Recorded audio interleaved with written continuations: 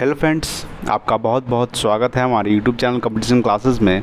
आज हम डिस्कस करेंगे भारत के संविधान से महत्वपूर्ण 50 सवाल जो आपके आने वाले एग्जाम के लिए बहुत इंपॉर्टेंट होगा। ठीक है, तो चलिए शुरू करते हैं आज का सबसे पहला सवाल।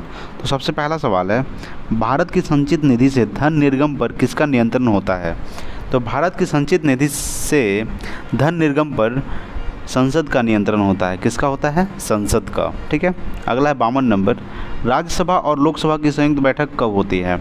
तो राज्यसभा और लोकसभा की संयुक्त बैठक लोकसभा और राज्यसभा में मतभेद होने पर होती है। कब होती है? जब लोकसभा और राज्यसभा में मतभेद होगी तब दोनों का संयुक्त बैठक होती है। अगला है 53 नंबर, संसद का निम्न सदन कौन सा होता है? तो संसद का निम्न सदन लोकसभा होता है। क्या होता है? लोकसभा। ठीक है, अगला है 54 नंबर, संसद का उच्च सदन कौन सा होता है? तो संसद का उच्च सदन राज्यसभा और निम्न सदन लोकसभा। अगला है 55 नंबर, संसद के किस सदस्य को गैर सरकारी सदस्य कहा जाता है? तो संसद के मंत्री के अतिरिक्त अन्य सभी सदस्यों को जो है गैर सरकारी सदस्य कहा जाता है। किसको कहा जाता है? तो मंत्री के अतिरिक्त अन्य सभी सदस्यों को गैर सरकारी सदस्य कहा जाता है। अगला है 56 नंबर, पहला संवैधानिक संशोधन अधिनियम कब बना? तो पहला संवैधानिक संशोधन अधिनियम 1951 ईस्वी में बना। कब बना? 1951 ईस्वी में। ठीक है, चलिए अगला सवाल देखते हैं। 57 नंबर सवाल। 57 नंबर सवाल है, राष्ट्रपति पद के निर्वाचन हेतु उम्मीदवार की अधिकतम आयु कितनी होनी चाहिए? तो राष्ट्रपति पद के निर्वाचन हेतु उम्मीदवार की अधिकतम आयु, इसका कोई भी सीमा नहीं है। ठीक है, यानी कि इसका निर्वाचन के लिए कोई सीमा नहीं है। अगला है 55 नंबर, भारत का संविधान कब अंगीकार किया गया था? तो भारत का संविधान 26 नवंबर 1949 को अंगीकार किया गया था। कब किया गया था? 26 नवंबर 1949 ईस्वी को। अगला है 59 नंबर, किस वर्ष गांधी जयंती के दिन केंद्रीय प्रशासनिक अधिकरण की स्थापना की गई थी? तो 1985 ईस्वी को। ठीक है, केंद्रीय प्रशासनिक अधिकरण की स्थापना की गई थी। अगला है 60 नंबर, विधान परिषद को समाप्त करने वाला पहला आखिरी राज्य कौन है? तो विधान परिषद को समाप्त करने वाला आखिरी राज्य है तमिलनाडु। कौन है? तमिलनाडु विधान परिषद को समाप्त करने वाला आखिरी राज्य है। अगला है 61 नंबर, भारतीय संविधान में किस अधिनियम के ढांचे को स्वीकार किया गया? तो भारतीय संविधान में भारत शासन अधिनियम 1935 को, ठीक है, अधिनियम को ढांचे के अनुसार स्वीकार किया गया था। अगला है 62 नंबर, राष्ट्रपति चुनाव संबंधी मामले किसके पास भेजे जाते हैं? तो राष्ट्रपति चुनाव संबंधी मामले उच्चतम न्यायालय के पास भेजे जाते हैं। किसके पास भेजे जाते हैं? तो उच्चतम न्यायालय के पास, यानी हाई कोर्ट के पास। ठीक है, चलिए अगला सवाल देखते हैं। 63 नंबर सवाल। 63 नंबर सवाल है, प्रथम लोकसभा का अध्यक्ष कौन था? तो प्रथम लोकसभा का अध्यक्ष जीवी मावलंकर था। कौन था? जीवी मावलंकर लोकसभा का प्रथम अध्यक्ष था। ठीक है, अगला है 64 नंबर, पहली बार राष्ट्रपति शासन कब लागू किया गया? तो पहली बार राष्ट्रपति शासन 20 जुलाई 1951 ईस्वी में लागू किया गया। कब किया गया? तो 20 जुलाई 1951 ईस्वी में। अगला है 65 नंबर, संविधान द्वारा प्रदत्त नागरिकता के संबंध में संसद ने एक व्यापक नागरिकता अधिनियम कब बनाया? तो संविधान द्वारा प्रदत्त नागरिकता के संबंध में संसद ने एक व्यापक नागरिकता 1955 ईस्वी में बनाया। कब बनाया? 1955। ठीक है, 1955 यानी 1955 ईस्वी में बनाया। अगला है 66 नंबर, भारतीय संविधान का सबसे बड़ा एकाकी स्रोत कौन सा है? तो भारतीय संविधान का सबसे बड़ा एकाकी स्रोत है गवर्नमेंट ऑफ इंडिया एक्ट, जो कब बना था? तो 1935 ईस्वी में। ठीक है, कब बना? 1935 ईस्वी में गवर्नमेंट ऑफ इंडिया एक्ट। अगला है 67 नंबर, भारतीय संविधान की संघीय व्यवस्था किस देश की संघीय व्यवस्था से समानता रखती है? तो भारतीय संविधान की संघीय व्यवस्था कनाडा के संघीय व्यवस्था से समानता रखती है। किस देश से? तो कनाडा से। अगला है 68 नंबर, संविधान में समवर्ती सूची की प्रेरणा कहाँ से ली गई है? तो संविधान में समवर्ती सूची की प्रेरणा ऑस्ट्रेलिया से ली गई है। कहाँ से ली गई है? ऑस्ट्रेलिया। ठीक है, चलिए अगला देखते हैं 69 नंबर सवाल। ठीक है, तो 69 नंबर सवाल है, भारतीय संविधान में मौलिक कर्तव्यों को किस देश से लिया गया है? तो भारतीय संविधान में मौलिक कर्तव्यों को रूस के संविधान से लिया गया है। किस देश के संविधान से? तो रूस के संविधान से। ठीक है, अगला 70 नंबर, राज्य में कलेक्टर का पद औपनिवेशिक शासन ने किस देश से उधार लिया था? राज्य में कलेक्टर का पद औपनिवेशिक शासन ने किस देश से उधार लिया था? तो इंग्लैंड से लिया था। किस देश से? इंग्लैंड। अगला 71 नंबर, राष्ट्रपति किस अनुच्छेद के अंतर्गत लोकसभा भंग कर सकता है? तो राष्ट्रपति अनुच्छेद 85 के अंतर्गत लोकसभा को भंग कर सकता है।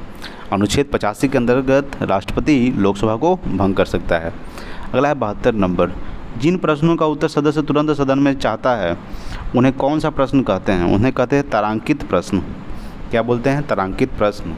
अगला है 73 नंबर, राष्ट्रपति की आंतरिक गड़बड़ी के आधार पर राष्ट्रीय संकट की घोषणा सर्वप्रथम कब की थी? तो राष्ट्रपति की आंतरिक गड़बड़ी के आधार पर राष्ट्रीय संकट की घोषणा 1975 ईस्वी में की थी। कब की थी? 1975। अगला है 74 नंबर, उपराष्ट्रपति को हटाने के लिए संकल्प किस सदन में पेश किया जाता है? तो उपराष्ट्रपति को हटाने के लिए संकल्प केवल राज्यसभा में पेश किया जाता है। किस सदन में पेश किया जाता है? तो राज्यसभा सदन में। ठीक है, चलिए अगला देखते हैं 75 नंबर सवाल।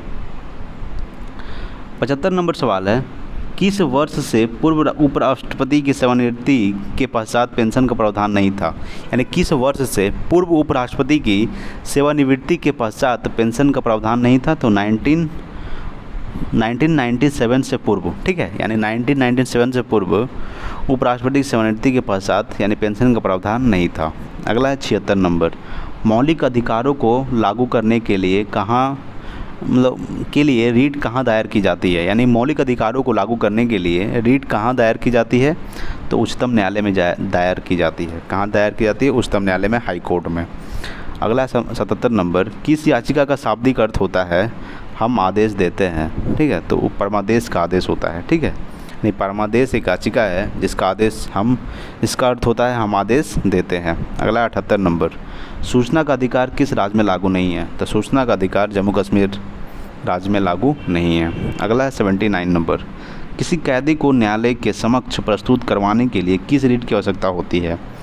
तो किसी कैदी को न्यायालय के समक्ष प्रस्तुत करवाने के लिए बंदी प्रत्याशीकरण की आवश्यकता होती है। ठीक है, अगला है 80 नंबर, व्यक्तिगत स्वतंत्रता के लिए कौन सी रीट दायर की जा सकती है? तो व्यक्तिगत स्वतंत्रता के लिए हेवियस कॉर्पस रीट दायर की जाती है। कौन सा? Habeas corpus. ठीक है, चलिए अगला देखते हैं 81 नंबर सवाल। 81 नंबर सवाल है, जवाहरलाल नेहरू के बाद भारत के प्रधानमंत्री कौन बने? तो जवाहरलाल नेहरू के बाद भारत के प्रधानमंत्री गुलजारी लाल नंदा बने। कौन बने? गुलजारी लाल नंदा। अगला है 82 नंबर, संसदीय शासन प्रणाली में वास्तविक कार्यपालिका की शक्ति किसके पास होती है? तो संसदीय शासन प्रणाली में वास्तविकता कार्यपालिका की शक्ति प्रधानमंत्री के पास होती है। किसके पास होती है? प्रधानमंत्री के पास। अगला है 83 नंबर, सबसे कम आयु में प्रधानमंत्री कौन बने? तो सबसे कम आयु में प्रधानमंत्री राजीव गांधी बने। कौन बने? राजीव गांधी। अगला है 84 नंबर, लोकसभा में बहुमत दल का नेता कौन होता है? तो लोकसभा में बहुमत दल का नेता प्रधानमंत्री होता है। कौन होता है? प्रधानमंत्री। अगला है 85 नंबर, भारत के मंत्रिपरिषद में अधिकतम सदस्य कहाँ से लिए जाते हैं? तो भारत के मंत्रिपरिषद में अधिकतम सदस्य लोकसभा से लिए जाते हैं। कहाँ से लिए जाते हैं? लोकसभा। लोकसभा को कौन सा सदन कहा जाता है? तो लोकसभा को निम्न सदन कहा जाता है। उच्च सदन राज्यसभा को कहा जाता है। अगला 86 नंबर, स्वतंत्र भारत के प्रथम प्रतिरक्षा मंत्री कौन थे? तो स्वतंत्र भारत के प्रथम प्रतिरक्षा मंत्री सरदार पटेल थे, यानी सरदार वल्लभ भाई पटेल थे। ठीक है, चलिए अगला देखते हैं 87 नंबर सवाल। 87 नंबर सवाल है, स्वतंत्र भारत के प्रथम वित्त मंत्री कौन थे? तो स्वतंत्र भारत के प्रथम वित्त मंत्री डॉक्टर जॉन मथाई थे। कौन थे? Doctor John Mathai. अगला 88 नंबर, क्या राज्यसभा का सदस्य मंत्रिपरिषद का सदस्य बन सकता है? तो हाँ, ठीक है, यानी कि राज्यसभा का सदस्य मंत्रिपरिषद का सदस्य बन सकता है। अगला है 89 नंबर, किसी राज्य की कार्यपालिका की शक्ति किस में निहित होती है? तो किसी राज्य की कार्यपालिका की शक्ति राज्यपाल में निहित होती है। किस चीज़ में निहित होती है? तो राज्यपाल में। ठीक है, अगला है 90 नंबर, लोकसभा द्वारा पारित धन विधेयक राज्यसभा को प्राप्त होने के लिए कितने दिन बाद तक लोकसभा को लौटाया जा सकता है? लोकसभा द्वारा पारित धन विधेयक राज्यसभा को प्राप्त होने के लिए कितने दिन बाद लोकसभा को लौटाया जा सकता है? तो 14 दिन के बाद। कितने दिन के बाद? 14 दिन के बाद।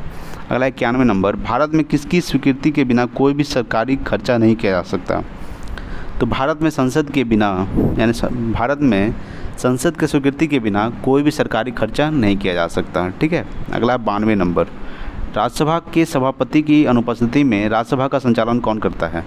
तो राज्यसभा के सभापति की अनुपस्थिति में राज्यसभा का संचालन उपसभापति करता है। कौन करता है? उपसभापति। ठीक है, चलिए अगला देते हैं 93 नंबर सवाल। 93 नंबर सवाल है, राज्यसभा के द्विवार्षिक चुनावों को अधिसूचना कौन जारी करता है? तो राज्यसभा के द्विवार्षिक चुनावों को अधिसूचना निर्वाचन आयोग यानी इलेक्शन कमीशन करता है। कौन करता है? इलेक्शन कमीशन, निर्वाचन आयोग अधिसूचना करता है। अगला है 94 नंबर, केंद्रीय संसद राष्ट्रहित में राष्ट्र सूची के विषयों पर कानून बना सकती है। ठीक है, तो राज्यसभा में उपस्थित सदस्यों को 2/3 बहुमत पर, यानी केंद्रीय संसद राष्ट्रहित में राज्य सूची के विषयों पर कानून कब बना सकती है? तो राज्यसभा में उपस्थित सदस्यों को 2/3 बहुमत पर कानून बना सकती है। अगला है 95 नंबर, राज्यसभा की दो बैठकों की मध्य समय अंतराल कितना होना चाहिए? तो राज्यसभा की 2 बैठकों के मध्य समय अंतराल अधिकतम 6 महीना का होना चाहिए। कितने महीना का होना चाहिए? अधिकतम 6 महीना का। अगला है 96 नंबर, लोकसभा का नेता कौन होता है? तो लोकसभा का नेता प्रधानमंत्री होता है। कौन होता है? प्रधानमंत्री। अगला है 97 नंबर, विधान परिषद को समाप्त करने वाला आखिरी राज्य कौन सा है? तो विधान परिषद को समाप्त करने वाला आखिरी राज्य है तमिलनाडु। कौन है? तमिलनाडु। ठीक है, चलिए अगला सवाल देखते हैं। 98 नंबर सवाल, पूर्वभूत सांसद सदस्यों को पेंशन व्यवस्था कब लागू की गई थी? तो पूर्वभूत सांसद सदस्यों को पेंशन व्यवस्था 1976 ईस्वी को लागू की गई थी। कब की गई थी? 1976 ईस्वी को। अगला है 99 नंबर, लोकसभा में कम से कम कितने सत्र जरूरी होते हैं? तो लोकसभा में कम से कम वर्ष में 2 बार, ठीक है, 2 सत्र यानी 2 बार सत्र जरूरी होते हैं। अगला है 100 नंबर और आज का लास्ट सवाल। ठीक है, लोकसभा को कौन भंग कर सकता है? तो लोकसभा को राष्ट्रपति प्रधानमंत्री की सलाह पर भंग कर सकता है। यानी लोकसभा को जो है राष्ट्रपति कर सकता है, लेकिन प्रधानमंत्री की सलाह पे, ठीक है, प्रधानमंत्री की सलाह पे राष्ट्रपति लोकसभा को भंग कर सकता है। चलिए आज के लिए इतना ही, अब मिलते हैं अगले वीडियो में, तब तक जय हिंद, जय भारत।